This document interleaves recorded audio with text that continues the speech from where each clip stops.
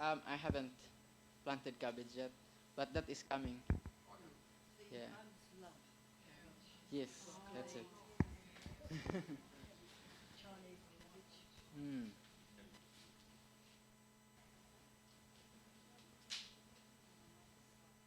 Okay. We need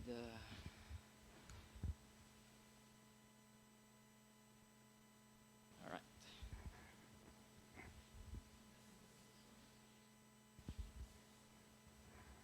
Okay. So this presentation was our project in Cert 3, horticulture, because we're on a traineeship program with the government. So the government pays half of our wages to work in the garden and in the orchard.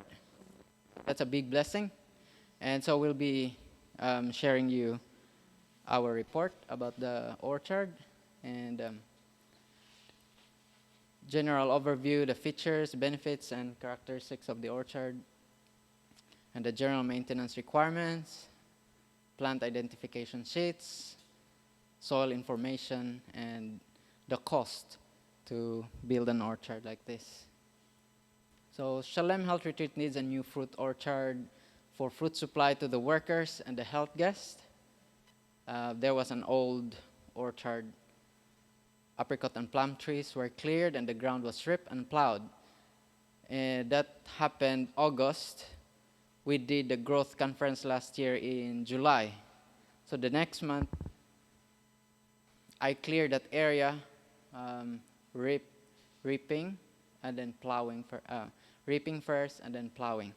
So reaping, deep reaping, where you create deep trenches on the ground to put oxygen into the ground, and then you plow after, turn over the soil. So the budget was $10,000, excluding wages, to establish the fruit orchard. And the plant. Oh, sorry. Thank you.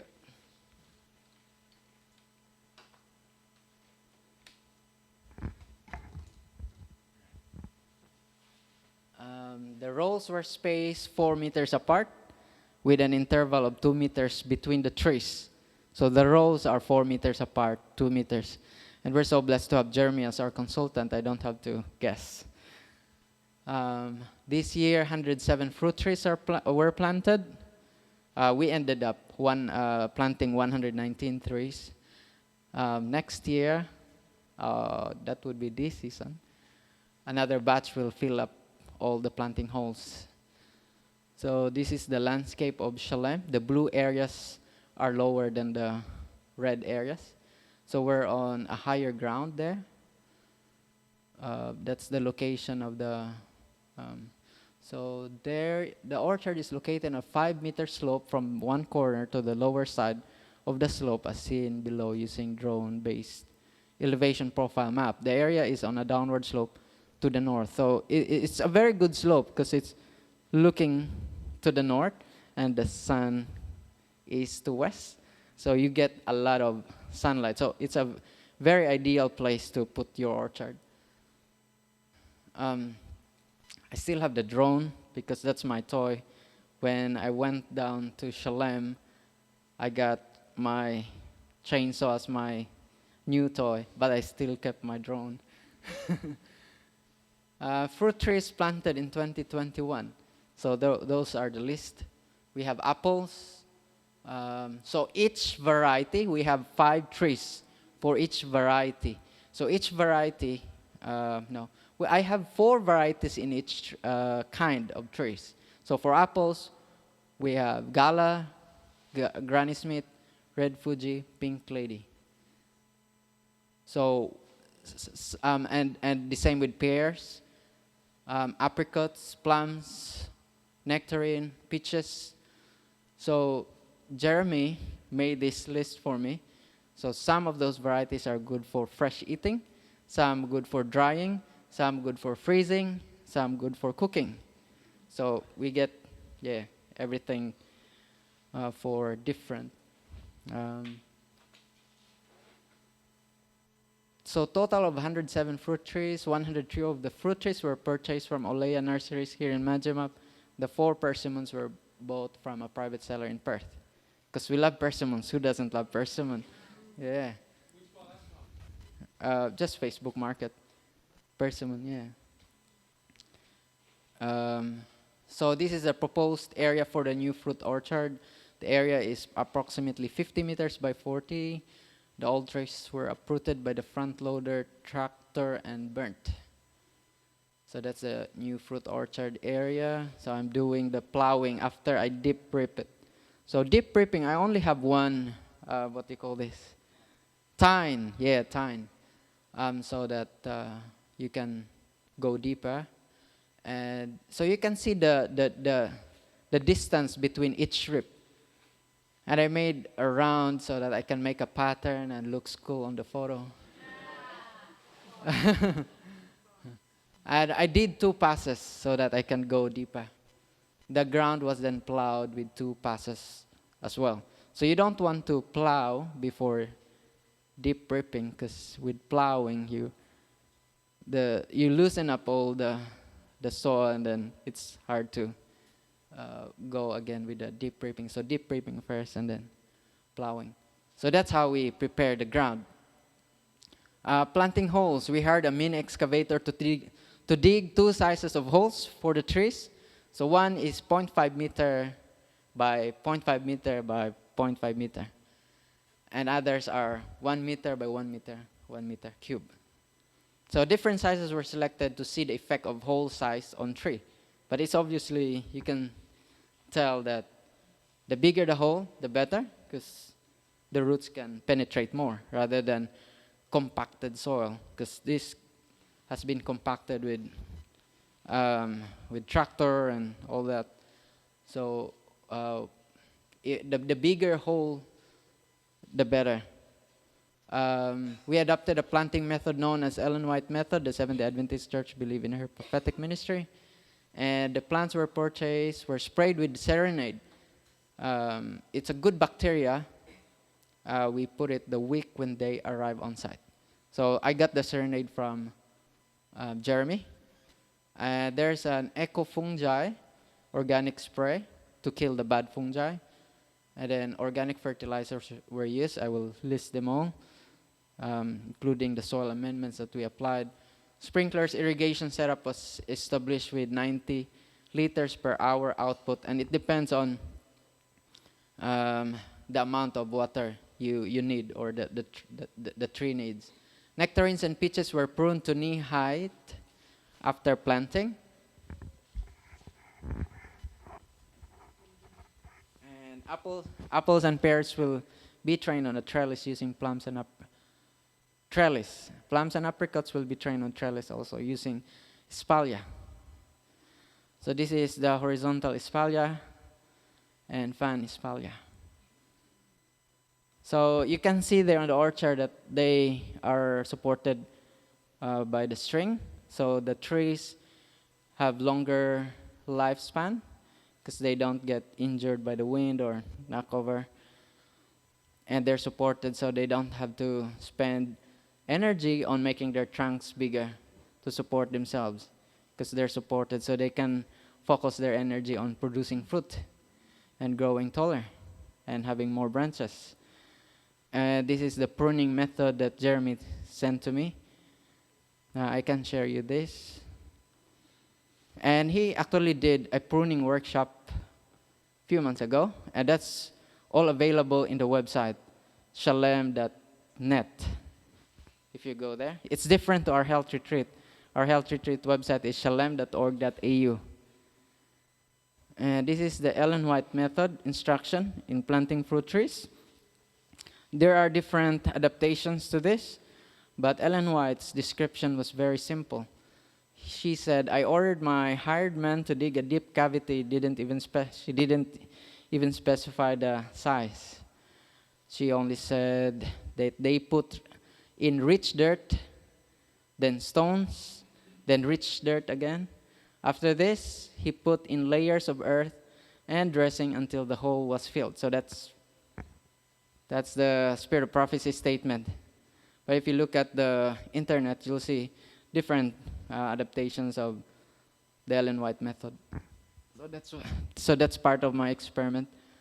So these are the identification sheets that came with our fruit trees. So we've got dwarf trees, got nectarines, O. Henry, dwarf. So all this was taken care of by Jeremy. Apricot. So you may want to also have a copy of this if you want to get all these varieties. These are all good varieties chosen by Jeremy. Apples.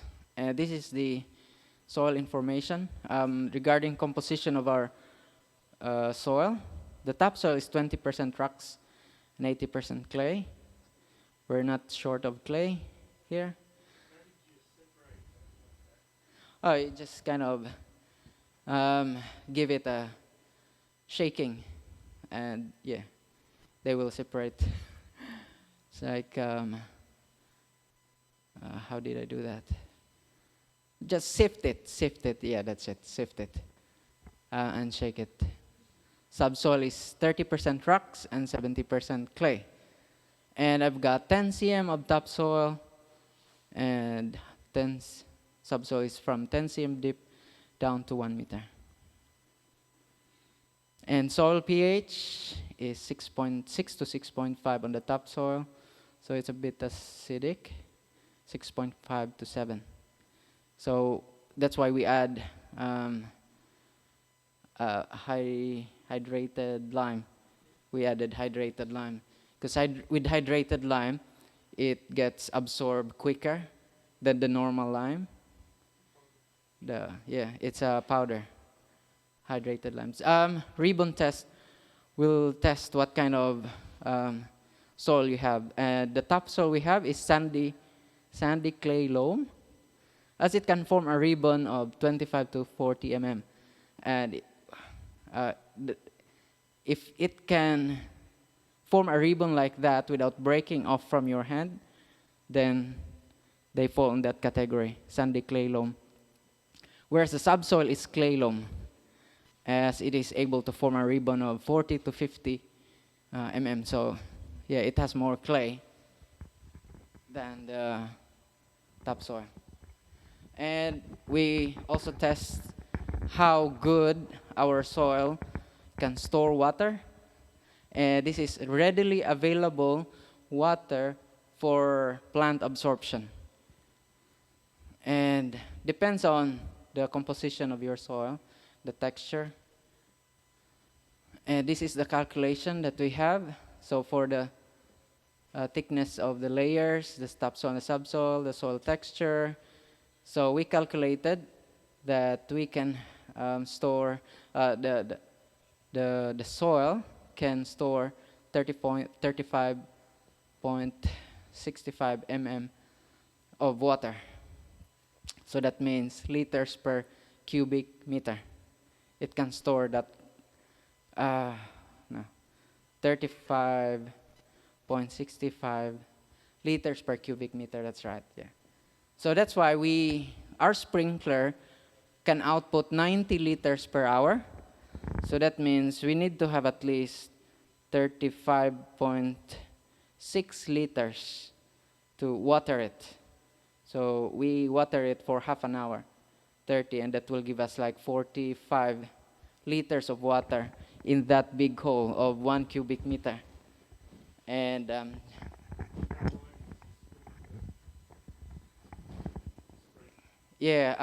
so our sprinkler is adjustable. When your when your tree is still small, it can go like 1 meter, so 2 meters diameter. And then as your tree grows bigger, I think you need to snap something off and it goes wider, something. So this is the rich dirt that we have, soil additives. We put premium organic compost, 2 shovels, sand to mix with clay and compost for drainage, cow manure, organic matter in 1 wheelbarrow, and that will go as an amendment to the soil in the 0.5 by 0.5 meter hole. For the 1 meter by 1 meter hole, we just double. So we have two wheelbarrows.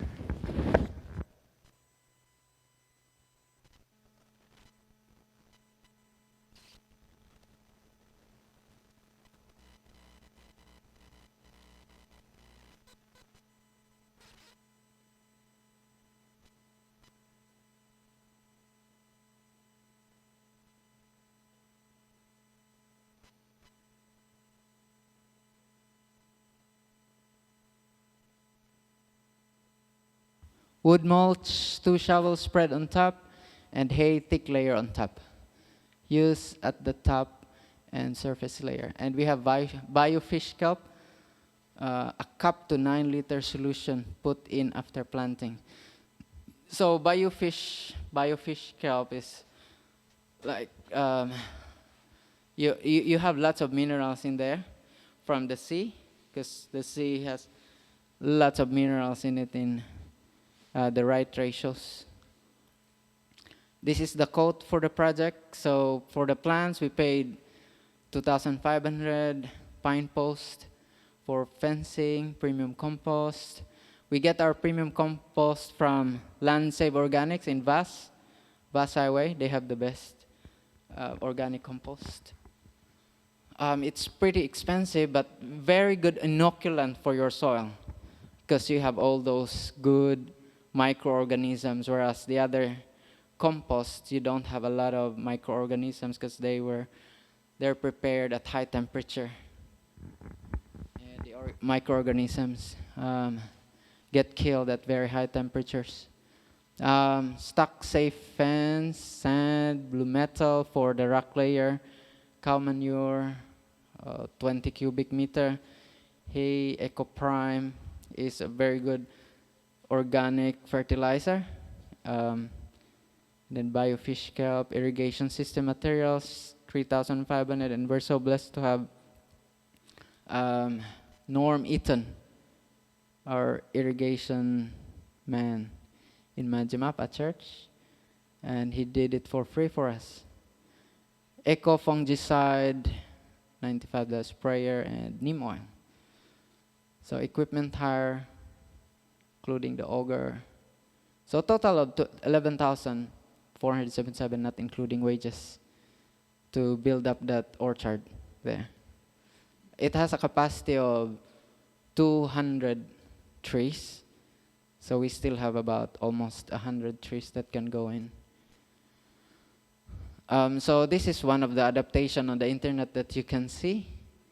You have tin can as a air pocket at the bottom, and then rock layers in the middle area, and then a stone below the roots. And this is another adaptation, whereas the air pocket is in the middle above the soil, above the rock layer. So you'll find different kinds of adaptations on Ellen White method. This is our Ellen White method. We've got the air pocket, the plastic pot that it came with. We just inverted it to trap oxygen. So when rain comes in, it pushes the air upwards to the roots, and then when it dries, it pulls air into that pocket again. So you have like oxygenation there.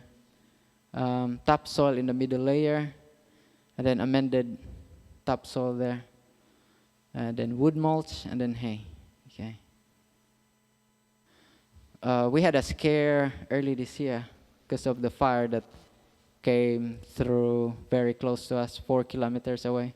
But God spared us. 2013, a fire came through the whole property, and the house where Noel is staying is known as the Miracle House among the fireys here.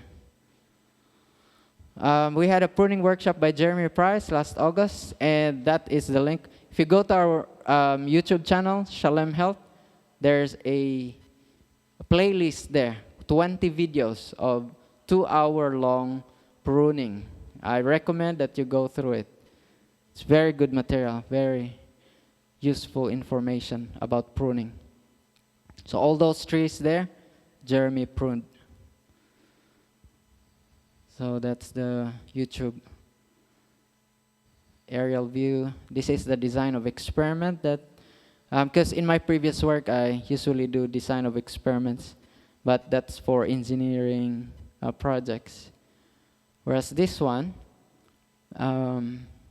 so we experiment on different layers, with or without pocket, with and without rock.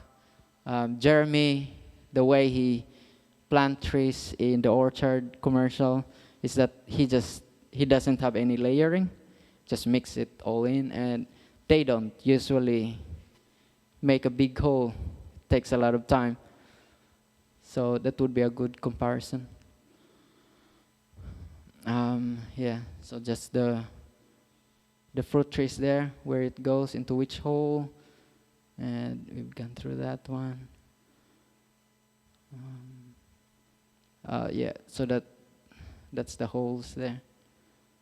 And we're so blessed with dam overflowing. Last year, when we started agriculture, when we needed it, God provided. Because previous years, the dam didn't overflow. But last year, overflowed. This year, overflowed again. Praise the Lord. God is so good. And this is the total water needs of Shalem. And we thought that we can still go with another same orchard size and the same commercial garden. And that is the limit to how much the dam can supply the agriculture program. So we need to find a bigger dam, another dam, or another source of water, like bore water. We tried, but we hit granite at 25 meters. And the guy said it's all granite underneath here. They're testing the integrity of the fence. If it can carry them, it can withstand the attack of kangaroos. So these are the 3 parameters to quantify tree growth in my experiment. So we need to measure the trunk circumference in inches, the height, and the average crown spread in feet, and then that's the formula. And you get the total points, and then you can compare and have a conclusion. After probably 5 years, we can get the good conclusion, because it's too early this year. I still have to measure them when they have the leaves, so that I can measure the crown spread. And the next growth conference next year, I can show you the scores. I still need to wait for the leaves to come out to tally all the scores. Then I can tell you if putting different layers will matter or not, and then putting in layers of rock will matter or not, something like that. I want to see that. I've been looking for studies, but I can't find that, so we made it here. So that's the hay mulch. I'll just go through that quickly. And this was when we put the trees that week.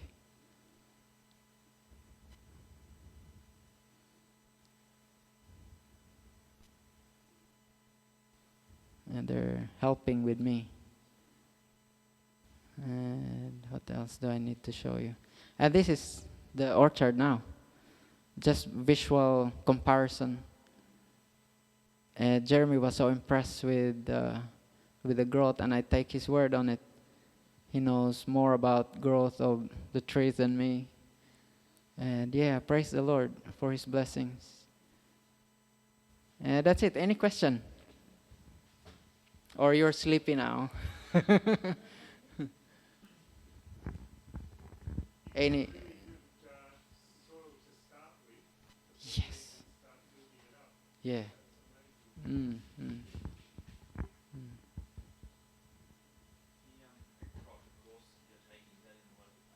Yes, in the local TAFE. When we came down, I thought, I'm a brown thumb. I've never planted anything before that survives. They all died. So I thought I need to get some upgrade. So I talked to Noel and we got enrolled.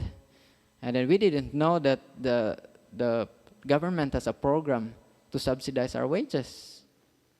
And God has a plan. The next semester, we got into the traineeship, and Dave said we can be partners with them so that when they have trainees, they can send it to us, and they work in our orchard. Yeah, how good is that? Yeah, so God opens the way for us to be sustainable. Because we came to Shalem without expectation of getting paid because this wasn't operating. But when we step out in faith, God will provide, and God has confirmed that He wants us here. Because the day we left Perth, someone booked in, and no one booked in for a few years before that. And then the booking didn't stop until, still keep going. Full house, so praise the Lord. Was really faith boosting to hear that testimony from Rod, knowing about the history of Shalem. Yeah. Nothing short of a miracle. Yeah, praise the Lord. Anything wants to add? What did you say about the dam Mm. capacity in the orchard? Did you say when you've got 200 trees, that will take the dam's capacity? Is that what you said earlier? This is very conservative estimate because we still need to refine that figure. We just estimated the depth of the orchard. So based on our guesstimate, we can still do another orchard of that size and another commercial garden. Because with the commercial garden, if all the beds are used, it takes a lot of water. And if all the spots there, holes there in the orchard are being planted with trees, then that will take a lot of water too. Mm.